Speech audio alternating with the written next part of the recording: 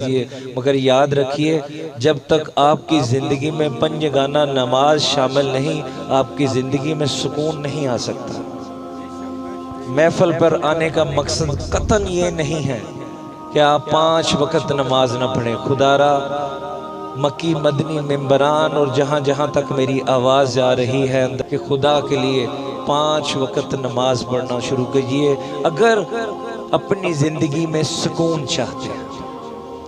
अब मसला ये है, मुतअद्दिद अफराद के साथ ये मसला चल रहा होगा, उसे बयान किए देते हैं और थोड़ा सा आसान किए देते हैं। एक सहाबी रज़ी अल्लाह ताला अन्हु आप बारगाहे रिसालत में हाजिर हुए और गुजारिश की, या रसूल अल्लाह सल्लल्लाहु अलैहि वसल्लम, आका बड़ी तवज्जो के साथ,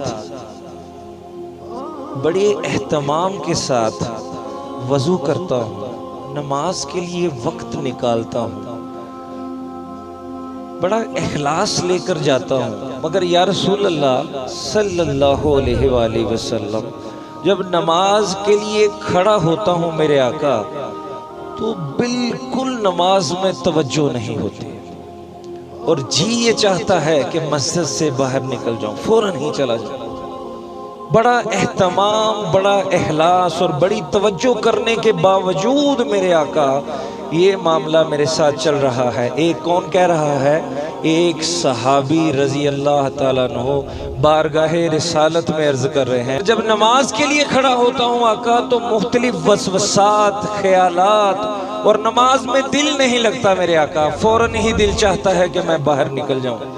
तो मेरे और आपके करीम आका सल्लल्लाहु अलैहि वसल्लम ने इरशाद फरमाया, तवज्जो रखिएगा, मेरे आका फरमाने लगे, तू अपनी नज़रों को पाक कर ले, तुझे नमाज में लताफत आना शुरू हो जाए। तू अपनी नज़रों को पाक कर ले, तुझे नमाज में सुकून मिलना शुरू हो जाएगा। अब इसी बात पे हम अपने अपने गिरेबान को झांक लें कि घर से निकलते हुए काम तक जाते हुए, काम से बाज़ार और बाज़ार से घर वापस आते हुए हमारी नज़रें कहाँ तक पाक रहती हैं।